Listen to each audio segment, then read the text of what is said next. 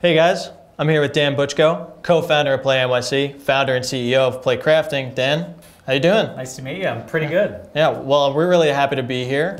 And first thing I want to talk to you is a little bit about Play NYC. You know, what's the deal? What's going on? Tell me about it. Sure. So we set out about a year and a half ago with the intention to build New York City's first dedicated true games convention. We've been running events through Playcrafting for the past several years, and they've just grown and grown and grown to the point where we've had as many as 150 locally made games, about 1,200 people coming through, and that's just all been through word of mouth. And we thought that that was a clear indication that a dedicated games convention is what New York needs, and it's something that's not really been done here. And we wanted to put it together to help put New York on the map in terms of the games industry and help promote the developers in our community here. Awesome. Let me just say thank you for that, because you know you're setting yourself up for an entire market, a huge market no less, to be the sort of leader and at the forefront of that. So you mentioned Playcrafting. Mm-hmm. Now, as a company, you guys offer a lot of education in game development and all that. So what are Playcrafting's goals for this convention? Are you guys trying to bring in more people to learn how to make games? Is that the goal? Yeah, I mean, ultimately, Playcrafting as an organization, our goal is to help turn gamers into game developers, and to help game developers become successful at game development in terms of creation of games, in terms of assets, in terms of the business side, marketing, legal. We cover sort of all those different sides. So a big reason why we wanted to do Play NYC was to sort of help get that message out there. So you've been sort of on the phone talking to a lot of people that you're getting to come to this convention. Right. As a fan, what do you think would be a must-see for this convention? What's something that anyone who's attending should take a chance to stop by if they can? Sure. So I'm going to start by giving the context of Play NYC is in large part being made for discovery. So the idea that people will be coming to this event having no clue that there's so many developers in their own backyard, I think is going to be the initial whoa moment. Sort of like an eye-opener. Yeah, it's going to be a big eye-opener. In terms of the larger developers in the city, there's a lot of big mobile developers. On the AAA side, the biggest in-house development studio that we have in New York is Avalanche Studios. Right. They did Just Cause 3, they did Mad Max, and a number of other titles over the years. They're working on something now. They were the first developer that we signed on. And right now, what we've been doing is sort of locking in all the indie developers in the community. So I think one of the coolest things is going there and seeing the sheer volume of games, large and small, that are being made in New York. And as we've been planning New York's Play NYC, we really want to prioritize those developers that are in our own backyard and in the states around it. So we've been on the phone with folks first and foremost in that area before we start opening it up to developers outside the city. Yeah. And we've had interest from developers across the country, a few folks in Japan and in Europe, and we'll probably welcome them as well. But we want to make sure that that New York City vibe is there. Right, yeah, sort of like foster your homegrown talent, if you will, which is really, really great. The venue is actually at Terminal 5, which is 3 floors and the rooftop. Right. Do you know how you guys are going to be spreading that out yet, or is it just, how the space seems fit to you? Sure. So when I think of Play NYC and even Playcrafting, I think of 2 major pieces of what comprise the community. You have gamers and you have game developers. Obviously at Playcrafting, we're working with developers to help turn gamers into developers. But we wanted to make sure that both of those crowds were really satisfied and excited about what was going on at the event. We're filling those 3 floors of Terminal 5 with games of all shapes and sizes, full booth build-outs, game kiosks, a few tabletop folks as well, because there is a small but passionate part of the community. That is a great community and a great thing to hear. Yeah, no, definitely. We're all inclusive with the types of games. Some live games will be there as well. We've also commissioned some installations, so we're calling it game graffiti, that we're going to be projecting onto the walls throughout, so while people are walking by, they can actually interact with games that are on the wall. There's also going to be some like metagame aspects to it as well that we're working on building right now. But then the rooftop is for the talks and panels we're doing throughout the weekend. That's incredible. Yeah, that's a great spot for that. Yeah, and we wanted to really add a lot of value for the developers that are coming, for the press that are coming, and for the exhibitors that'll be there. So that's going to be sort of the exclusive area where we're going to have those talks and panels. The talks and panels will be from developers, industry pros, folks in the media. We are talking to a few really high-level, well-known designers and developers about flying them in to actually give some of these talks and be on the panels. And then, of course, there's going to be a really New York vibe to it. So we're working on pairing up some local developers with people in other industries that are really core and key to New York as a whole, to sort of make sure that this isn't just another event plopped into a separate location. You know? It's called Play NYC for a reason. We want it to feel like New York a playable experience that's very unique to New York City. Yeah, and like you said before, the first dedicated gaming convention that this city has never seen before. So clearly indie gaming is important to you and this event. And I'd argue that indie gaming is seeing a bit of a golden age. You know, 2016 delivered so many memorable hits, and 2017 sort of following suit. How can indie developers continue to grow and make the gaming market more inclusive to all developers out there, you know, if you're not working at a AAA studio? Yeah, I think, well, there's a couple of things. First of all, just given the tools available to aspiring developers now, and that's part of the messaging we have with Playcrafting, you don't have to pay a dime for the largest, most notable, easily accessible engines that even the biggest games are being made on. Unreal, Unity, you can get the personal edition, you can get started now and you don't need the coding experience going in. So I like the idea that anybody can make games. Obviously it takes practice, it takes making a lot of like really bad games and making a lot of mistakes to sort of hone the craft and get to a point where there's the game is really like addictive to players and engaging, etc. Knowing that going in, that anybody can make games is really important in terms of having more and more people become indie developers.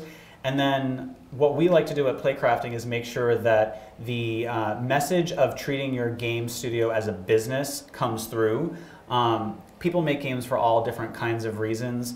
They make games to talk about difficult subjects. They make games to like create a story and an environment.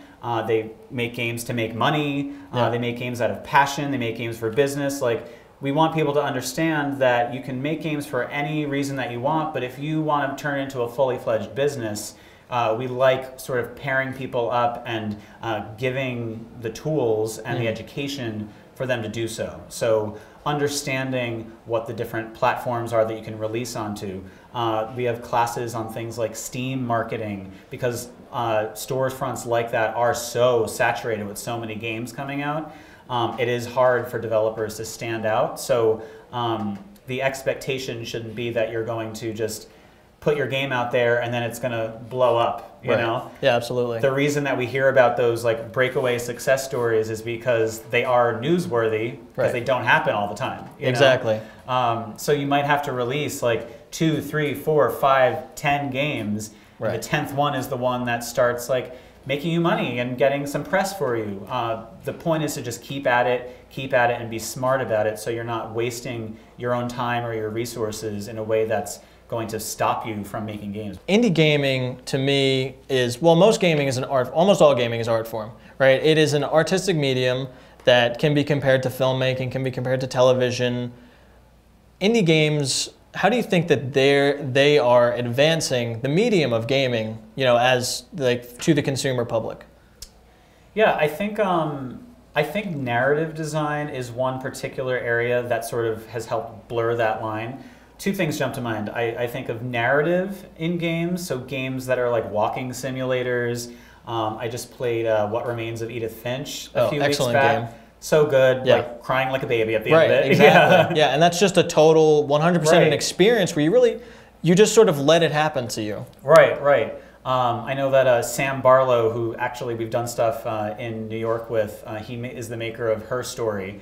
I remember he tweeted something that said, that What Remains of Edith Finch is like a WarioWare version of like a narrative game, and it's true. It's like a bunch of mini games, right? But because it's so expertly woven into this like meta story, it becomes this unexpected adventure, you know? Right. And there's not any like point-based systems or anything like that. So there's the narrative side, and there's also, I think, the VR side of things. And that's where you're seeing, you know, VR really just exploded in the beginning, and there was so much attention and financial investment into VR and what it could be. And now that like the dust is settled and it's no longer shiny and new, people are trying to find ways to engage with people outside of gaming that really blurs the line, because now you're able to walk through these spaces, and they are kind of their own narrative games, but they're may not even be called a game by their creator. Right. So that's some of like the interesting pieces I've seen around indie games and the way that they've sort of like helped push outside those barriers. But there's also, you know, what I love about our community in New York, our communities in all of our different cities, but New York in particular, is how inclusive it is. So I love how stories that you would never have heard before in other mediums or could have in that way are coming through. So Ink Stories is a developer here in New York. They did the game 1979 Revolution on Black Friday last year. Really great narrative storytelling game that like shine a light on the Iranian uprising in the 70s. Exactly. Like, and that's an indie developer. Right. So you don't need a team of 200 hardcore developers over the course of 5 years to create something that really like blurs the line and like stretches what the medium can accomplish. Right. And in terms of stretching the medium, you know, some people argue that indie games can go beyond the scope of what AAA titles are capable of, mostly because AAA titles don't want to take the chances that indie games would take. Do you agree with that?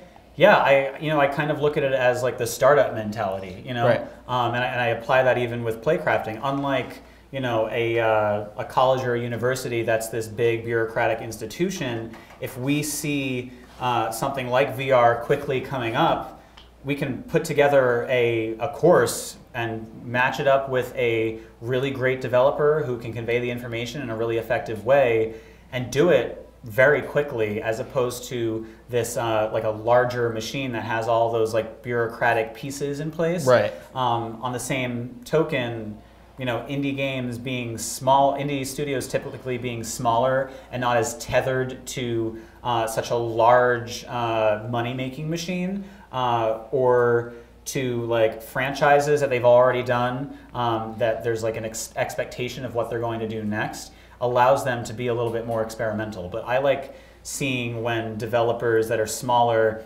find a hit that does make them money, which means that like, hey, if you want to build this into a business, maybe you should focus on making something that makes money first, so you can then make a game that is like more outside the box and along the lines with like your passion. That's a lot quicker on the indie side than it is on like the larger developer side. Yeah, of course. And now looking at the game industry as a whole, it's constantly evolving. There are new trends seemingly every year. You know, this year and last year, we've seen a huge growth of competitive esports, microtransactions in a lot of games, and a lot of free-to-play games. Mm-hmm. What do you think might be the next big thing for gaming? Where do you think that could go as for the industry as a whole? Yeah, I mean, me personally, the Nintendo Switch has just like changed my mentality around blown everything out of the market, games. Right? Yeah. And now I actually am like aggravated that there's games coming out that I really want to play on PS4, Xbox One, that I can't take with me. Yeah. And absolutely. I am hoping that third-party developers will work with Nintendo to fill that system, because that technology is so valuable. Right. And I think that has really like been such a disruptor in terms of the mobile versus console market. So innovation on that end, I think, is going to be really big in the next few years. AR is something that obviously took off with Pokemon Go. And you haven't really seen anyone successfully not copy that concept, but copy its success. Right. And I'm interested to see where that goes. Also, where AR and VR meet. There's been a lot of different startups and companies that have been like testing out wearing a VR headset in a physical space, and things are mapped on. It's like that kind of use of the technology, which is just kind of and this goes for both the Switch and AR plus VR, this like mixing of things that are already there rather than expecting some brand new thing. Right. I feel like we're in a period where we're going to see more of that rather than some like brand new technology that like is out of the blue. Exactly. I mean? Just going to the 3 big consoles that we have out there: PlayStation for Nintendo Switch and Xbox from Microsoft. Microsoft this generation, some would argue that has sort of slipped a little bit in terms of their dominance in the game market. What do you think that they would need to do to get back on top and sort of get back to rivaling what PlayStation 4 and now Nintendo Switch are doing? Yeah, I mean, first off, I think that just the whole console race of this generation was just set into motion when it was Sony and Microsoft at that one E3, and Sony like literally just came out and said we're $100 cheaper, like right away. Right. That was part of it. I think we're going to start to see Microsoft shifting their focus with Xbox, because the all-in-one system where it's an entertainment system versus it's a game system first and foremost with like multimedia aspects to it. Obviously that didn't work. Right. And it diluted what the message was, and I think that is what lost a lot of people on it. Yeah. I'm encouraged by Microsoft's involvement with organizations like Playcrafting, because I've seen them be a lot more open than they were previously. I think you see that come up when one of the larger console manufacturers is like falling behind. It forces more communication, it forces more innovation. Yeah, absolutely. I couldn't agree with you more. Dan, thank you so much. I really appreciate that. Awesome. Guys, we were Gamerations, and make sure to check out Play NYC this summer, August 19th and 20th, Terminal 5. It's going to be a great time. We'll be there. We'll keep you guys updated.